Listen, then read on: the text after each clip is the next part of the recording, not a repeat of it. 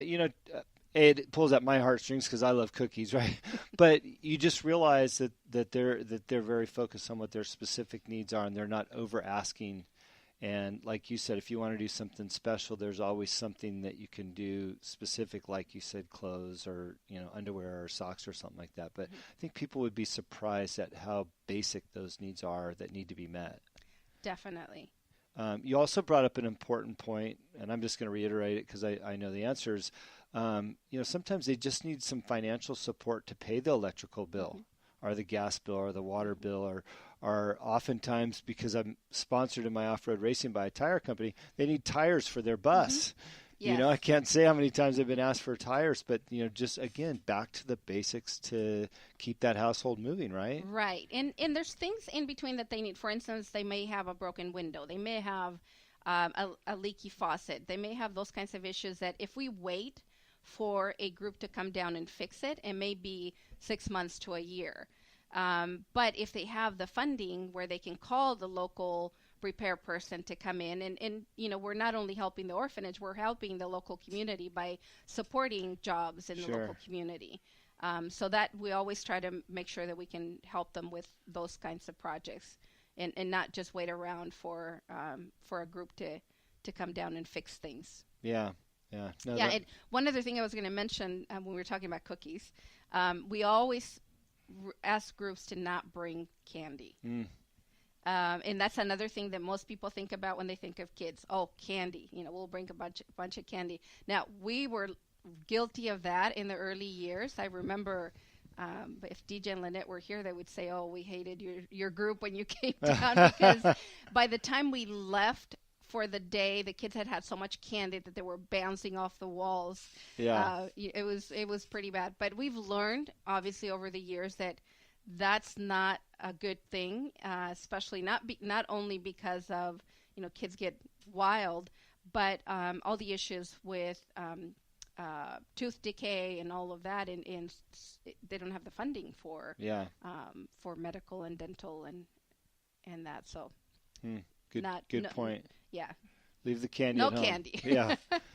What are your concerns down there right now? I mean, I mentioned Rancho Milagro, and I know they were slapped with some federal regulations that they needed to update, and that basically closed their doors. I mean, do you have concerns overall for the state of affairs with orphanages down there?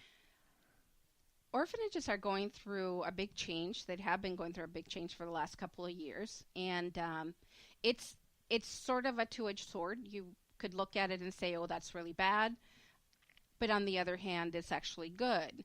The government is requiring that every orphanage is licensed, Mm-hmm. and there's a big difference between being registered as an orphanage and being licensed. The new requirement of licensing is a requirement that has them meet all the requirements that a business, a child care center, or a school would have to meet, Mm-hmm. which means everything that has to do with safety, everything that has to do with making sure that every person that works there has been through a background check.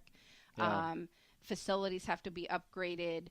All a lot of requirements, and for some orphanages, it's cost a lot of money to Yeah. get there. Some of them are still not quite there, but they're working on it, and we've been helping some as well with that process.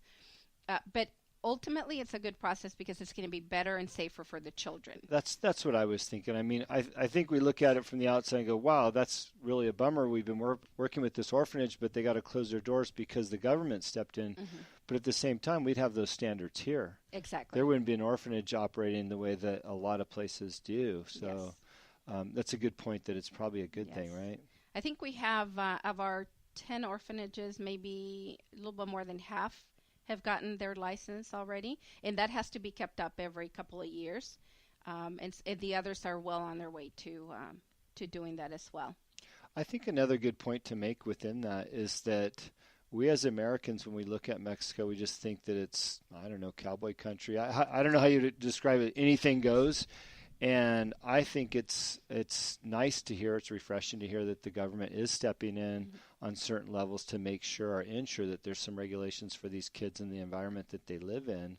And I think that that's a positive message for the country because so many people assume that you can do whatever you want down there. It's really not the case, right? Right. That's definitely not the case. And I think that's one of the reasons a lot of visitors get in trouble is because they assume that. Yeah, they have laws down there. Exactly. Hey, if you're listening, there's laws down there. Don't go looking for drugs, please. Yeah. But I think, overall for us, I mean, the important thing is the work that we're doing is to continue our fundraising. We're really fortunate that most of the people or anybody that participates with Corazon De Vida, they can visit the orphanages that we support, and they can see firsthand exactly what we're doing, how we're doing. They can meet our students. There's no black box or anything involved in the work that we do. So continuing to fundraise to expand our programs into the orphanages. Things that we want to do, that we've been wanting to do, is to have better psychological support for the kids at the orphan. All of this is going to help them as they grow older and they get ready for life in general. Sure. Afterwards, having better funding for medical and dental, more timely support for kids in those areas. And then obviously providing the monthly funding to the orphanages. So for us, the way we do that is we do a few fundraisers a year in Orange County and San Diego, but we also have these great chapters that we've created, and these are all volunteer chapters in different areas to expand our reach into those areas. So we have a pretty strong chapter in San Diego, the Corazon De Vida chapter San Diego, and they've been around for about 4 years, and the fundraising that they've been able to do through their network is pretty significant.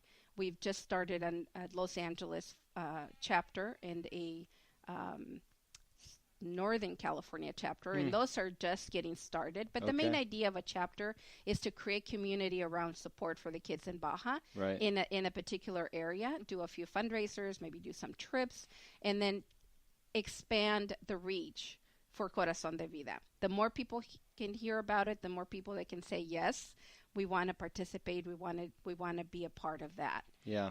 It's just the way that we do this. We have our monthly bus trips. Those are always listed on our website. We're probably most known for that in the Orange County, San Diego area. But every bus trip is once a month. We pick up in LA, Orange County, San Diego, so anybody can participate.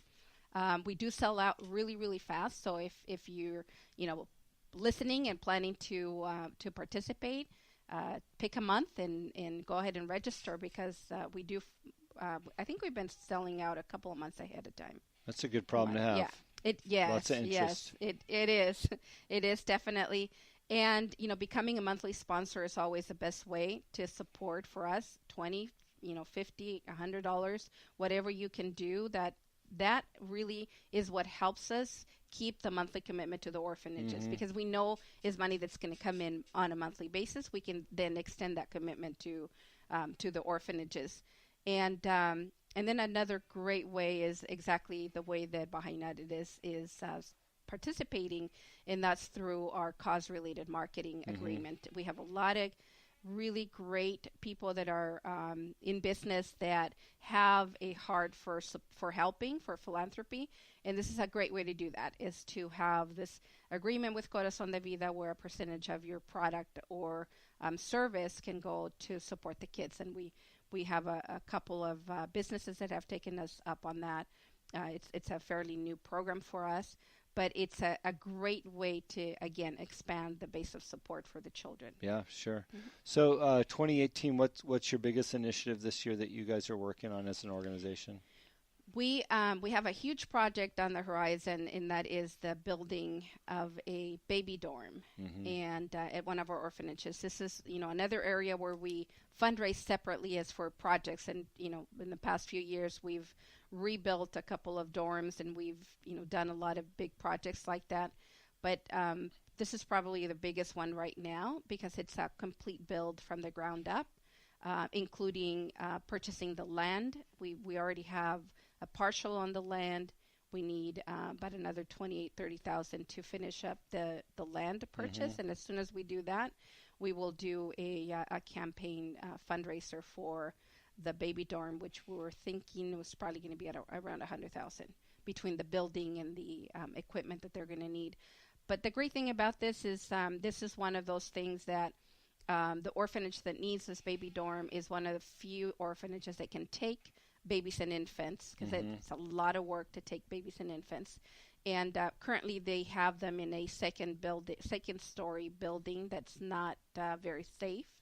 And so the government has already told them, as part of this whole initiative, that if they're not able to relocate the babies, they will not be receiving any more babies in the future. Wow. And we want to make sure that they can continue to support babies and toddlers. So that's what a our tough project. thing to hear, and not want to give everything in your pocket, right? Exactly. Where the baby's going to go. No, seriously, that's just well, it's a wonderful project. I've heard a little bit about it throughout the year, and I just think that you guys have such a great organization. I wish people could, see where you work out of. It's very simple. People always talk about the overhead of charity organizations, and that is not you guys. You've got a humble place here. You guys are working tons and tons of hours to make this happen. And I think that it couldn't be any easier for people to help either through the programs that you have, whether it's a business or an individual, to donate, whether time or money. It just seems like you've got it all covered. So, it's our pleasure to be working with you. And we're kind of at our 45-minute mark. I told you it'd go by fast. But, I just hope that this message will resonate with our listeners and people have a better understanding about what you're doing here. And, as I mentioned, I ran into George in the Valle down there. You guys are working the program. You're involved. You're out there. And I think that that's really important. You're not just sitting in an office talking about the good deeds you're doing them. So where can people find you? Maybe a website, social media? What's the best place? Yes, so we are on Instagram, Facebook, Twitter, and it's all Corazon De Vida. And our website, corazondevida.org. Okay, .org. Okay, great. So if you're listening, pop on the website. See where you can help if this interests you, or look at one of your affiliate companies. I know for us, if you buy some wine, we give a percentage of that back, and we'd love to sell you a whole bunch of wine. I'm going to say this on air because I've been talking about it amongst myself and Eric and a couple others this last month or so, is we set a goal to give back when we started this company, and people are so inclined to pick a number of what that looks like. And even in our relationship with you, you asked for, we need to commit to a number. And in the last month, I thought, we can do better than a number. We want to be known as the company that's giving the most back to Baja and to the orphanages down there through your work. So it's my personal goal as a business leader, and that's going to be my new message. When people ask, well, how much are you giving? And it's going to be as much as I can, because we want to be known with working with you guys as giving the most back to the orphanages down there. And I don't even know what that looks like, but I think it's probably a good number, and we want to strive to hit that. We know that there's a lot of people in Southern California that have a passion for this, and we hope that we can tap into those so that as a group we can become known as that, or Corazon can be known as that. So thank you for being on the show today. I hit you guys up last minute and you said yes, so thank you for that. And we look forward to seeing you and your growth, Hilda. Beautiful. Thank you. Yeah, thanks. What an amazing story that Hilda has. I just really enjoyed interviewing her and learning some of those insights. And we can just all take a moment to think how we can improve the lives of others, whatever that means to you and where you live and your demographic. We love what's happening with Corazon De Vida and our own efforts to go down to Baja and support these orphanages. Really has touched my life and my partner Eric Morley's life for many, many, many years. So if you want to get involved, if you want to go down there, you can find out through their website on the tours that they're giving. Also, if you want to come to our website, bajaunitedgroup.com, we work with Baja Voyager down in Mexico, and then also Boca Roja Tours that not only covers Mexico but also the U.S. So we would love to connect you and get you down to Mexico, not just to see wineries. That's a good time, but we can also get you down to see some of these orphanages and maybe support them firsthand. And don't forget, a percentage of all the wine that we sell on our website and any merchandise, we've got a great cookbook on there. a percentage of that goes towards